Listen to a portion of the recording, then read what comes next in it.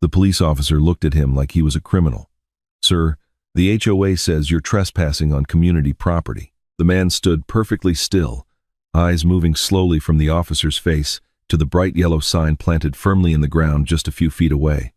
The sign was on his land, not HOA land, not community land, his land. He had the survey records, the county maps, and the property deed, all of them notarized, all of them filed to prove it without a shadow of a doubt. Yet somehow, the HOA president was standing at the edge of the yard with a satisfied smile, while two officers questioned a homeowner in his own front yard, on his own soil, beside a sign he had every legal right to erect. What happened next would expose years of calculated deception, cost several people their positions of authority, leave an entire neighborhood speechless, and remind every single person watching that the truth, however long it takes to surface, will always outlast the confidence of people who have confused institutional control with legitimate authority. His name was Gerald Marsh. He was 61 years old, a retired civil engineer who had spent nearly 4 decades solving problems that other people didn't have the patience or training to solve. He was methodical by nature, careful with his words, and deeply uninterested in drama of any kind. He had watched colleagues spend their entire careers fighting unnecessary battles over petty grievances, redirecting energy that could have gone into meaningful work into pointless interpersonal combat, and he had made a quiet promise to himself long ago that he would never become that kind of man. When he finally retired, he didn't throw a party or book an expensive trip. He bought a house, not just any house, the house he had been patient enough to wait for, in a neighborhood quiet enough to deserve, on a piece of land generous enough that he would never feel crowded or surveilled or pressured by proximity. He had earned that house across nearly 4 decades of early mornings, late evenings, and Saturdays spent at a drafting table while his neighbors were out enjoying whatever people enjoy when they are not building slowly towards something permanent.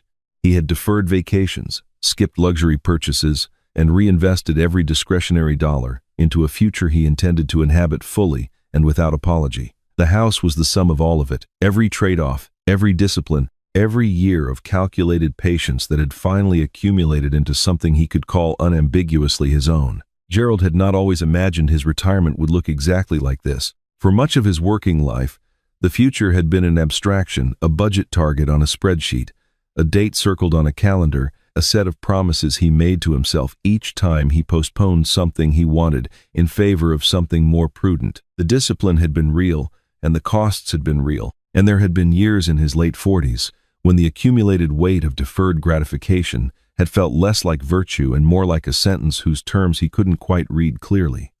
He had kept going anyway. He had trusted the math the way he had always trusted math, not with blind faith, but with the calibrated confidence of a man who had checked the inputs and verified the methodology and found no errors. The math had eventually delivered. Every morning he woke up in that house and walked to the kitchen and put the coffee on. He was aware, in a low and steady way that never entirely faded, that he was exactly where he had intended to be. That awareness did not make him complacent. It made him careful about what he was willing to lose. The house sat at the edge of a planned residential community in a mid-sized American town. It was a 2-story colonial on a generous lot, with mature oak trees along the western boundary and a wide open slope of land at the front that gave the property a breathing quality. Gerald had responded to the moment he stepped out of the real estate agent's car. He had toured a dozen properties over 3 months before finding this one, and not a single one had felt right in the way things feel right when you have been patient enough to know what you have been waiting for. This one felt right immediately.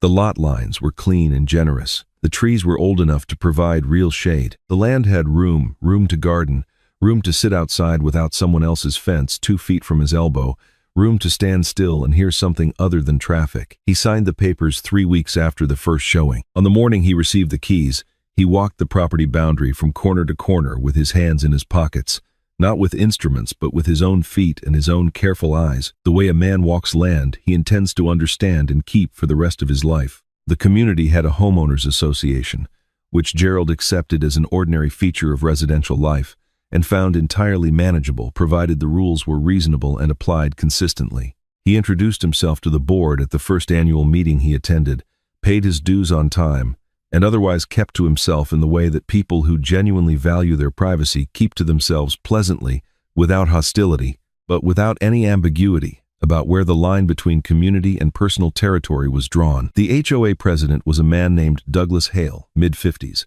lean, invariably dressed a shade too formally for a neighborhood gathering, and possessed of the particular easy confidence that tends to attach itself to people who have discovered they enjoy authority more than they enjoy the people over whom that authority is exercised. Gerald recognized the type within 20 minutes of their first conversation and made a quiet mental note to keep their interactions cordial but minimal. Douglas extended 2 invitations, one to the Architectural Review Committee, one to a drainage working group, both of which Gerald politely declined. He had not spent 4 decades solving other people's engineering problems in order to spend his retirement doing the same thing for free, at the pleasure of an HOA board. He had moved here to manage his own life on his own terms. For the first 2 years, that was exactly what he did. He planted a garden along the western fence, repaired the gutters in the first autumn, settled into his routines, and was genuinely content in a way that felt earned and solid. Then something began to change. The change was gradual enough that most people, in Gerald's position, might have dismissed it as the ordinary friction of living in proximity to others. Gerald did not dismiss it. He noticed it, cataloged it, and waited to see whether it resolved itself or developed into something requiring a response. He had learned, across 40 years of engineering work, that problems rarely resolve themselves when the underlying conditions generating them remain unchanged. What looked like a minor inconvenience at the beginning of a project often turned out, on closer examination, to be a symptom of a structural issue that someone had decided was easier to ignore than to address. Gerald had spent his career refusing to make that particular trade-off. He was not inclined to make it now, in his own front yard, with his own property at stake. It started with footprints in early spring, shallow impressions in the soft ground near the northwestern corner of his lot, where the property dipped slightly before meeting the public sidewalk. Gerald thought little of it initially. Children wandered, dog walkers drifted, but the footprints returned, then multiplied. Bicycle tire marks appeared. By the end of the month, it had become a pattern impossible to overlook, a regular, steady flow of residents cutting diagonally across the northwestern corner of Gerald's lot as a shortcut connecting 2 residential streets that were otherwise linked only by a longer route around the block. Joggers used it without breaking stride. A man walked his retriever through it every morning. A woman with a stroller had worn a faint but unmistakable path through the grass over several weeks, the turf bending and eventually flattening along a line that ran from the sidewalk directly across Gerald's land. A teenager on a scooter used the corner as a launching point every school morning. Gerald watched all of it from his front window, with a quiet unease that was less about any individual neighbor than about the structural assumption embedded in their behavior. They were using his land as public infrastructure, as though someone somewhere had decided it belonged to everyone, and no one had ever thought to ask him about it. The split-rail fence along the northwestern boundary had been there when he purchased the house, modest but functional, clear enough in its purpose. Within 1 season of sustained foot traffic, 2 sections had been pushed down. Gerald repaired them without complaint the first time. A month later, they were down again. He repaired them a second time. On the third occasion, he found a rail not merely displaced but broken cleanly through, as though someone had walked into it at pace and not considered it worth stopping for. Gerald stood at the broken fence on a cool weekday morning and arrived at his decision the way a man with 40 years of engineering experience arrives at decisions, not with drama, but with the quiet, settled certainty of a conclusion that is finished forming itself. He would go back to the original documents. He pulled the deed from the fireproof cabinet, unfolded the survey, spread it flat on the kitchen table under full light, and cross-referenced every boundary notation against the county parcel map on his laptop. There was no easement on the survey, no recorded right-of-way, no dedication of any portion of his lot to public or community use, no language anywhere in any instrument on record suggesting that any third party had any legal claim to any part of his land. The northwestern corner was his, entirely, unambiguously, legally his. Gerald folded the survey back along its original creases, closed the parcel map, and drove to a hardware store. He returned with a bright yellow metal sign and everything he needed to install it permanently. He set the post in concrete at the northwestern corner of his lot on a Saturday morning and secured the sign at eye level with the care he brought to any installation he intended to stand behind. Bright yellow background, bold black letters, private property, no trespassing, area under video surveillance. He stepped back and looked at it the way he looked at any completed work, measuring the result against the intention, satisfying himself that the thing said exactly what it was supposed to say, in exactly the way it needed to be understood. It did. He went inside, made coffee, and sat down with a book. Within 48 hours, Douglas Hale had received 14 complaints. The complaints themselves were, in retrospect, the most revealing part of the entire episode, not for what they said about Gerald or his sign, but for what they revealed about the assumptions that had quietly calcified in the neighborhood over the years. The residents who complained had grown so accustomed to cutting across that corner of his lot that they had, at some point they couldn't have identified precisely, stopped thinking of it as someone else's private land. It had become, in their mental geography, simply a feature of the neighborhood, a convenience that had always been there, that they had every reason to expect would always be there, and that they had never once paused to examine the legal basis for. The sign had interrupted that assumption with the bluntness of a bright yellow rectangle, and the discomfort they felt was not, Gerald suspected, really about the sign at all. It was about the uncomfortable realization that something they had taken for granted had never actually been theirs to take. The reaction in the neighborhood was, by any objective measure, wildly disproportionate to what had actually occurred. Residents who had been walking across Gerald's land for months, some for the better part of 2 years, reacted to the sign as though it were a personal act of aggression against each of them. One wrote to the HOA that the sign made the street feel hostile. Another said it ruined the visual harmony of the block. A third described it as unwelcoming. Apparently, having arrived at the comfortable position that other people's private property existed primarily as scenic backdrop for the community's pedestrian convenience.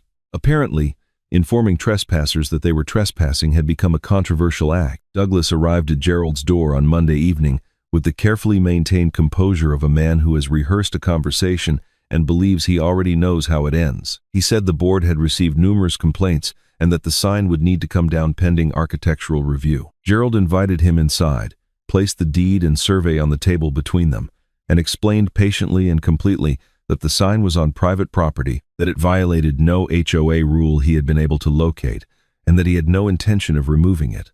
Douglas looked at the documents without reading them and smiled with his mouth but not his eyes. "Gerald," he said, "that corner has been a shared community corridor for years. You can't just put up a sign and close it down." Gerald asked him to identify the recorded easement establishing this corridor. Douglas said the relevant documentation was on file. Gerald asked to see it. Douglas said it would be provided. It was never provided. The violation notice arrived 4 days later, Section 7 of the Community Guidelines, a $250 fine, removal required within 14 days. Gerald read it twice, set it on the kitchen table beside his coffee, and called a real estate attorney named Patricia Novak. Patricia had been practicing property and HOA law for 22 years and had developed the kind of reliable instinct that distinguishes practitioners who have seen a particular pattern enough times to recognize it from practitioners who are still processing each case as though it were novel. Gerald sent her the deed, survey, county parcel map, and violation notice before the first call ended. She called back the next morning. The flatness in her voice communicated its conclusion before she reached it in words. "Gerald," she said, "the survey is unambiguous. The parcel map confirms it. There is no easement, no dedication, no right-of-way of any kind on record. The HOA has no legal authority over that parcel." Gerald said he had expected as much. There was a pause. "This is not a mistake," Patricia said. "Someone in that organization has reviewed these records before. This is a deliberate strategy. Someone is betting that you are easier to wear down than to deal with honestly." Gerald sat with that for a long time after the phone call ended. He stood at the kitchen window and looked out at the northwestern corner of his lot, at the sign he had placed there for reasons that seemed, from where he stood, entirely straightforward, and he tried to understand precisely what kind of person would look at the survey, confirm the ownership, acknowledge the legal facts in their own written records, and then proceed to send violation notices anyway. He arrived, eventually, at an answer that was both simpler and more troubling than any complicated explanation would have been. A person who believed that the appearance of authority was sufficient to substitute for its actual existence, and that any homeowner who didn't already know the difference could be made to behave as though it were. That was the bet. That was the entire architecture of what Douglas had constructed, not a legal argument, because there was no legal argument, but a sustained performance of institutional authority designed to make the pressure feel legitimate enough and the cost of resistance feel high enough that the man on the receiving end would eventually choose to stop. It was one thing to be right. It was a different and more clarifying thing to understand that the people pushing against him knew he was right and were pushing anyway, trusting that sustained institutional pressure would eventually accomplish what the facts could not. The campaign that followed was methodical and escalating. A second notice arrived with doubled fines. A third carried explicit language about potential legal action. Douglas returned to Gerald's door with Stephen Pratt, the board's treasurer, whose primary communicative function appeared to be vigorously confirming whatever Douglas had just said. Douglas informed Gerald that the board had voted unanimously to classify the northwestern corner as an established community amenity predating Gerald's ownership, and that Gerald was legally obligated to respect it. Gerald asked for the recording document establishing this classification. Douglas said it was on file. It was never produced. Gerald kept meticulous records of every interaction, dates, attendees, specific claims, correspondence, weekly photographs of the sign from consistent angles to create an unbroken visual timeline. He confirmed every verbal exchange and follow-up emails sent to the HOA board address within 24 hours of each interaction, creating a paper record that the HOA consistently failed to challenge or correct. He built the file the way he had built every engineering report that had ever needed to survive scrutiny: complete, chronological, and immune to selective memory. The fines continued arriving with the regularity of a subscription nobody had signed up for. Each notice was printed on HOA letterhead in a font that was evidently designed to suggest official permanence, and each one made claims about community property rights and governing documents that Gerald's own review had established were without foundation. He forwarded each notice to Patricia the day it arrived. She acknowledged each one, cataloged it, and added it to the growing file. Gerald did not respond to any of them directly. He had learned both from Patricia's advice and from his own professional experience that the worst thing a person can do when facing an opponent who is manufacturing a paper trail is to generate reactive, emotional responses that can later be characterized as obstruction or bad faith. He generated no such responses. He sent nothing to the HOA that Patricia had not reviewed first. He made no phone calls to Douglas or Stephen. He did not knock on his neighbors' doors to make his case or seek allies. He simply went about his life, tended his garden, paid his taxes, and let the documents accumulate in the file folder where they belonged, organized and dated, and waiting for the moment they would be needed. There is a particular kind of patience that is not passivity.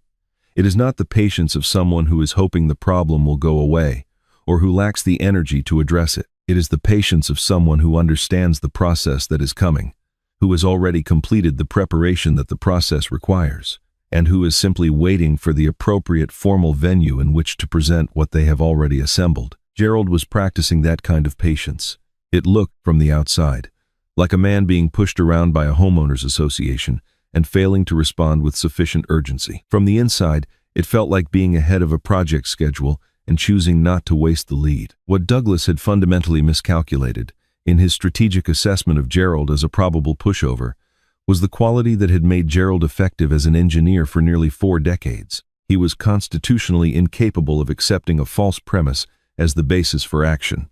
In his professional life, this had sometimes made him a difficult colleague. He was the man in the room who would not allow a convenient simplification to stand when the actual data contradicted it, the one who asked the question no one wanted asked because answering it correctly mattered more to him than avoiding the awkwardness of raising it.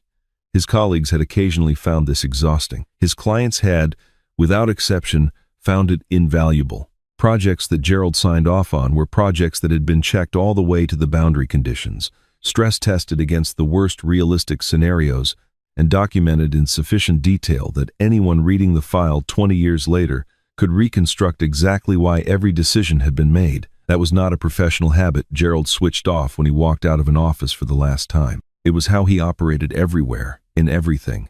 When the HOA handed him a violation notice and told him the land under his sign was community property, every instinct he possessed, trained across 40 years of methodical practice, told him to go back to the original documents. He went.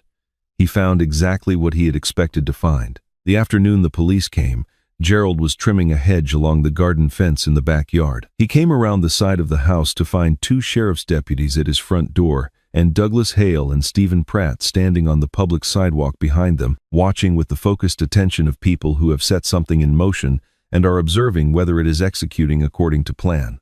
One of the officers explained, professionally and without apparent awareness of the full irony contained in his words, that the HOA had filed a report alleging Gerald had placed an unauthorized structure on common property, and that under the applicable municipal ordinance, this constituted an act of trespass against the community association. The words landed in Gerald's chest with the particular weight of an accusation so completely inverted from reality that it verged, for one brief moment, on the surreal. He had been formally accused of trespassing on property he had purchased, paid county property taxes on for 6 years, maintained, insured, and held legal title to. Apparently, this was where things stood in his own front yard on a Tuesday afternoon. He nodded once, said, "Give me 2 minutes," walked inside, and came back with the deed and survey tucked under his arm. He laid them on the hood of the patrol vehicle and walked the officers through the boundary lines with the same measured patience he would have brought to explaining a technical drawing to a non-engineer, without condescension, without anger, without anything that could be characterized as uncooperative or evasive. He cited the county parcel map by document number. He referenced the survey markers by coordinate. He walked through the legal description in the deed section by section. Douglas interjected twice from the sidewalk. Both times Gerald corrected the record calmly and without looking at him. The officers studied the documents carefully for several minutes. The younger one looked up and said, with precise neutrality, that the situation appeared to be a civil dispute that could not be resolved at the scene. He said Gerald's attorney would want to pull the original recorded subdivision plat from the county, all of it, from the beginning. He said this quietly, in the tone of someone sharing professional guidance. Gerald thanked him. The officers left. Douglas and Stephen walked away without speaking to Gerald or, apparently, to each other. Patricia Novak filed the records request with the county the next morning. What came back over the following 10 days was, as she described it to Gerald in a measured phone call, more thorough and considerably more damaging than she had expected. The county produced the original subdivision plat, the foundational recorded document establishing the legal structure of the entire development from the day it was first constructed, more than 30 years prior. The plat was detailed, professionally drawn, and entirely unambiguous. It identified every lot, every designated common area, every recorded easement, and every dedicated right-of-way. The northwestern corner of Gerald's parcel appeared on that plat as a private residential lot.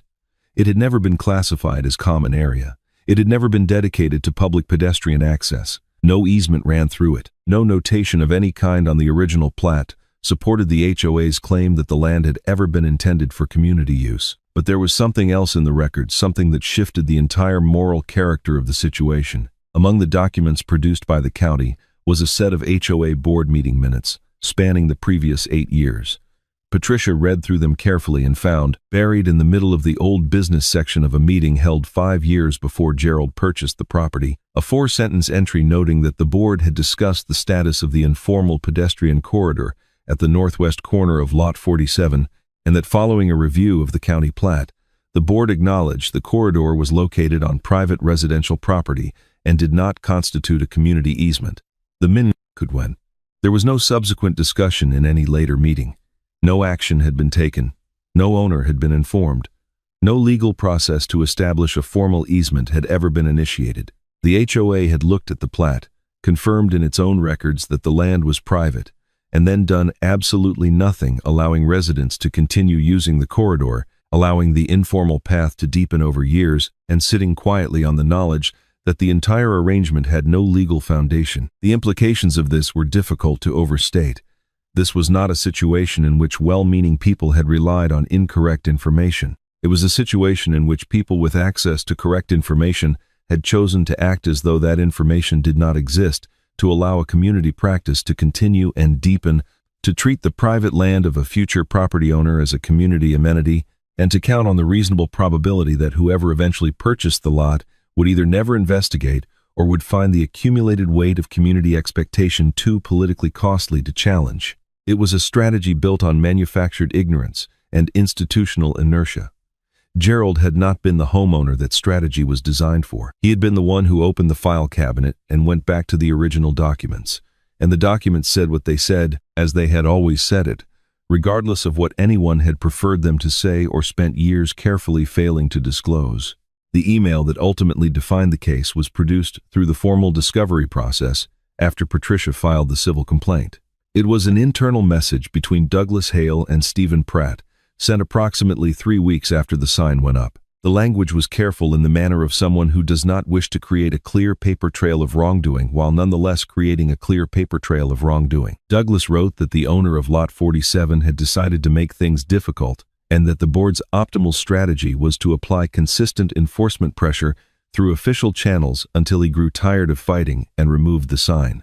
He noted the resident had probably never experienced a sustained HOA enforcement process before and was likely to back down once the fines and legal threat language became sufficiently serious. He said the board had maintained the corridor for years without incident, and that one uncooperative owner was not going to be permitted to change that. He closed with a sentence Patricia later described as the most useful thing she had read in 22 years of property law. "He can show us whatever deed he wants. We have the community behind us." Gerald read the email in Patricia's office on a Thursday afternoon. He was quiet for a long moment. Then he looked up and said, "File the complaint." She filed it that afternoon. The HOA's emergency general meeting drew approximately 90 residents. It began as Douglas had apparently intended as a performance of community solidarity against an unreasonable newcomer and held together for most of the first hour while Douglas controlled the framing and the floor. Copies of the complaint, including the board minutes and the email, had already reached several residents through the county records office and through private channels Gerald had no part in arranging. The meeting began to unravel at the 40-minute mark, when a woman in the third row asked Douglas to explain the board meeting minutes from 5 years ago. Douglas said they had been taken out of context. She had printed them herself and read the relevant passage aloud. The room went quiet. A man near the back asked about the email. Douglas said it had been mischaracterized. The man read a single line from it. The room went quieter still. A board member named Carolyn Walsh, who had served for 3 years and had not been informed of the county plat review or the historical meeting minutes before voting to approve Gerald's enforcement actions, stood up and addressed Douglas directly from the board table. Her voice was level. She said she had not been given complete information. She said she was going to recommend an independent legal review of the HOA's conduct. She said she would be reassessing her own position on the board. She sat down. Several conversations started simultaneously across the room. What followed over the next several minutes was less a meeting than an unraveling the visible, public collapse of a narrative that had been constructed on the assumption that no one in that room would ever see the underlying documents. Carolyn Walsh sat at the board table with her hands folded and did not speak again. Douglas Hale attempted, twice more, to redirect the conversation toward the HOA's enforcement authority and the long-standing nature of the community's use of the corridor. Both times, residents interrupted him with specific questions, dates, document numbers, names that the prepared talking points had not been designed to answer. Stephen Pratt had not spoken since the meeting began. He sat at the end of the board table with the particular stillness of someone who has arrived at a private reckoning and is not yet ready to make it public. The meeting did not end with a vote or a motion or any formal conclusion. It dissolved, eventually, the way gatherings dissolve when the shared framework that held them together has been too visibly compromised to function any further. People stood up, spoke to their neighbors in lowered voices, and left without the orderly ceremony of an adjourned meeting. Douglas Hale was among the last to leave. Gerald, watching none of this, was at home reading. The investigation that followed was conducted by an outside legal firm retained by the HOA's insurance carrier, which had substantial interests of its own in understanding precisely what had occurred and who had known what and when. The investigators reviewed the plat, the historical minutes, the email, the enforcement notices, the fine assessments, the police report, and the complete documented timeline of the dispute. Their 20-page report found, without qualification, that the HOA had knowingly claimed authority over property it did not control, had deployed official enforcement mechanisms to pressure a private property owner into surrendering a legal right, and had done so with documented internal knowledge that the legal foundation for those claims did not exist. Stephen Pratt resigned during the second week of the investigation. Douglas Hale held on for 10 more days before submitting a resignation letter that was notable primarily for its careful avoidance of explicit acknowledgement while conceding, in its substance, nearly every material fact the investigation had established. The fines levied against Gerald were vacated. The violation notices were expunged. The HOA's accumulated legal costs were partially absorbed by the insurance carrier and partially passed to the community through a special assessment which a number of residents found considerably less amusing than they had found Gerald's sign. The case came before the Honorable Margaret Cartwright on a Tuesday morning in late autumn. She was an attentive listener who asked 3 questions during the presentation, each of them precise in the way that signals a mind that has already understood the essential facts and is probing for procedural clarity. Patricia laid out the evidence in the order she had refined over 22 years of practice. Begin with the plat, establish the ownership, document the deviation, demonstrate the knowledge. Let the evidence reach its own conclusion without embellishment. The HOA's replacement counsel argued, with the credibility the facts allowed him, that the board had acted in good faith on the basis of long-standing community practice. Judge Cartwright noted the meeting minutes from 5 years prior. She noted the email. She delivered her ruling in writing 22 days later, and Patricia called Gerald on the morning it arrived to read him the operative paragraphs over the phone before sending the full document by email. Gerald listened without interrupting. He had learned, in the course of this process, to receive information the way he had always received data from an instrument reading without editorializing it in real time, without attaching an emotional response before the full picture was clear. He let Patricia read. When she finished, he was quiet for a moment. Then he said, "Thank you," and meant it in the complete and uncomplicated way you thank someone who has done professional work of the highest quality in service of something that genuinely mattered. He printed the ruling when it arrived. He read it twice. 6 pages. The northwestern corner of Gerald's property was and had always been private residential land, with no easement, no dedication, and no recorded right-of-way in favor of the association or any resident. The HOA had exceeded its lawful authority in every enforcement action taken against Gerald. The claims made to law enforcement were factually unsupported.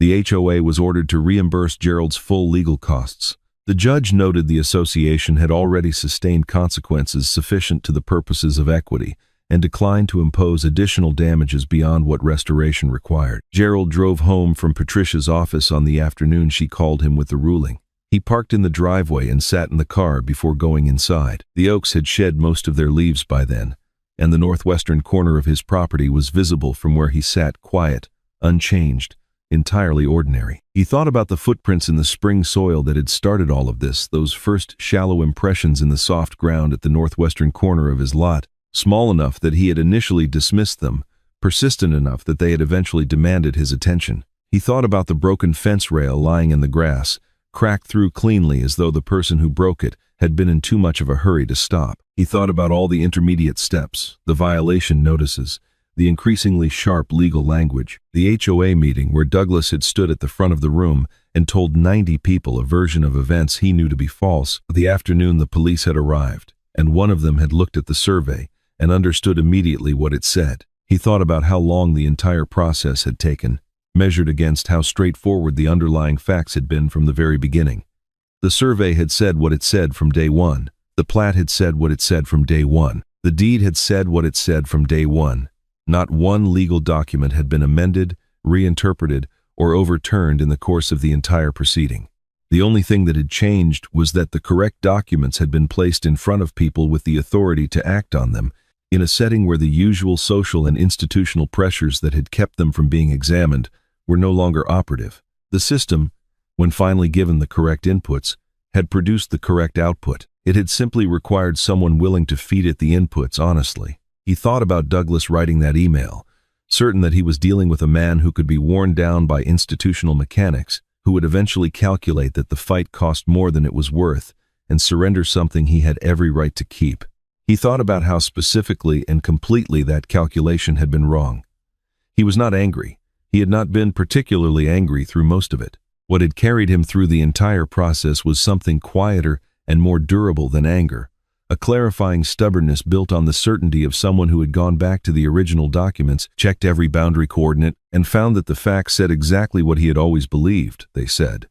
The facts had not changed at any point. They were immune to Douglas's confidence, immune to the community's pressure, immune to the HOA's official machinery. They were just fact, and Gerald Marsh had spent his professional life insisting that facts are what the documents say they are, not what someone with a louder voice and a letter template decides to claim. He went inside, got his tools, walked to the northwestern corner of his property, and rehung the sign. It was a simple act. He had performed the mechanical steps of it before, on the Saturday morning nearly 2 years earlier when he first installed the post and mounted the sign and stepped back to look at it in the morning light. The steps were the same now. The ground was the same ground. The post was the same post, still solid in its concrete footing, having stood through all of it, through the police visit, through the court filing, through the HOA's meetings and investigations and resignations, without moving an inch. Gerald checked the alignment, tightened the hardware, wiped the face of the sign with a cloth he had brought from the kitchen. The yellow was still vivid. The black letters were still sharp. He stepped back and stood there for a moment with his hands at his sides and looked at it in the way he had always looked at completed work, not with pride in any inflated sense, but with the quiet, grounded satisfaction of something done correctly and finished. A neighbor across the street, an older woman named Ruth, who had been one of the first to apologize to him, watched from her front porch without speaking. Gerald looked up, met her eyes briefly, nodded once, and walked back inside. He cleaned the face of it with a cloth, bright yellow, bold black letters, exactly where it had always been: private property. No trespassing. Area under video surveillance. He stepped back and looked at it for a moment. Not with triumph, not with any kind of theatrical satisfaction, just with the quiet recognition of a thing restored to its proper state. Over the months that followed, the neighborhood changed in the way neighborhoods change after something true has been said clearly enough that it cannot be unsaid. The new board that Carolyn Walsh helped organize was smaller and less interested in extending its authority than in administering it appropriately. Several neighbors found their way to Gerald's door, some with apologies, some with explanations, some with the wordless discomfort of people who know they were on the wrong side of something and have not yet fully worked out how to carry that knowledge. Gerald received every one of them the same way, without cruelty, without scoring points, without making anyone feel worse than they already did. He had not fought this battle to accumulate satisfaction. He had fought it because accepting a false version of something as true, when you have the original documents in the file cabinet that prove otherwise, was simply not something he had ever been capable of doing. He had been that way in his career, the engineer who would not sign off on a calculation that was off by even a number that seemed negligible, because negligible errors have a way of compounding in structures that need to last. He had been that way in his personal life, the man who did not let convenient social fictions stand when he knew the actual shape of things. It was not a quality that had always made him easy to be around, and he was aware of that. But it was the quality that had made him trustworthy, and it was the quality that had made him, in this particular situation, ungovernable by the methods Douglas had deployed. You cannot exhaust a man who is not fighting out of emotion. You cannot intimidate a man who is not afraid of the paperwork. And you cannot manufacture authority over a man who has already gone back to the original source documents and confirmed, to his own thorough satisfaction, exactly where the authority ends. The sign remained. The informal path through the grass grew back over a single spring. The oaks put out new leaves. Gerald tended his garden and read on his porch and paid his dues to the reorganized board on time, every quarter, without complaint. He continued attending the HOA annual meeting, one per year, which he considered sufficient engagement for a man who had no interest in governance but understood the importance of showing up. The meetings were shorter now, and quieter, and conducted by people who had clearly internalized the lesson that authority exercised beyond its legal boundaries does not simply cause legal problems, it causes the kind of reputational damage that takes years to recover from, if it recovers at all. Carolyn Walsh ran the meetings with a brisk practicality that Gerald respected. She did not dwell on the past. She did not apologize for it publicly, though Gerald suspected she had made her private peace with what she had and hadn't known during the period in question. She simply ran the organization the way it was supposed to be run, transparently, within its proper scope, without pretending to authorities it didn't have. Gerald found this adequate. He asked his one question at each meeting, received his answer, and went home. The legal process that culminated in Judge Cartwright's ruling had produced, as a secondary and lasting consequence, a detailed public record of everything the HOA had done. That record, the filings, the evidence, the ruling, was available to any resident who wished to read it, and a number of them did. Some found it clarifying in ways that substantially changed their understanding of events. Others found it uncomfortable in ways that prompted a search for framing that would allow them to maintain the belief that the HOA, whatever its errors, had been acting in the community's interest. Gerald had no investment in which conclusion his neighbors reached. He understood that people protect prior positions with considerable ingenuity, and that the discomfort of having been wrong, of having filed a complaint against a man whose sign was entirely legal, of having attended a meeting at which a distorted version of events was accepted without sufficient skepticism would not resolve itself quickly or cleanly for anyone. What mattered to him was something larger and less personal. The community's institutional memory of this episode would shape, for years, how the HOA conducted itself and how residents thought about the relationship between collective governance and individual property rights. That was the durable consequence of everything that had happened, not the reversed fines, not the resigned board members, not the legal costs, but the shift in understanding that an HOA's authority has actual legal limits, and that a property owner who knows those limits and is willing to defend them is not a problem to be managed, but a fact to be respected. Gerald kept the court ruling in the fireproof file cabinet in his home office, placed behind a clear cover sheet, alongside the deed and the survey and the county plat, and the entire documented record of the dispute from the first violation notice to the final judgment. He did not expect to need any of it again. He also did not discard it. There is a version of this story in which the lesson is about the particular individual, about Gerald's discipline, his patience, his refusal to be intimidated. That version is true as far as it goes. But the deeper lesson is structural and transferable. The documents were always there. The plat had been sitting in the county records office for 30 years. The survey had been in Gerald's file cabinet since the day he closed on the house. The truth of the matter had never been hidden or complicated or difficult to find. It had simply been waiting for someone willing to look at it clearly and say, without hedging and without apology, that it said exactly what it said. That is what Gerald Marsh did. That, in the end, was all he had to do. There is a kind of injustice that depends entirely on a single assumption that the person on the receiving end will eventually find the cost of resistance too high and accept a version of events that everyone involved privately knows to be false. That assumption is a bet, and like every bet, it can be wrong.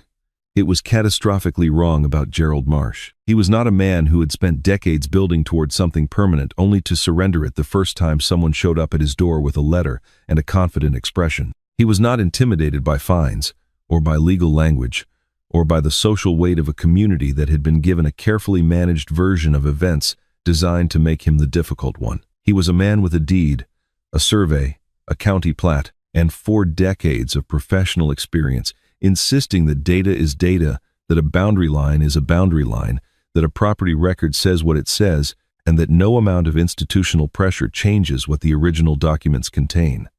They didn't change.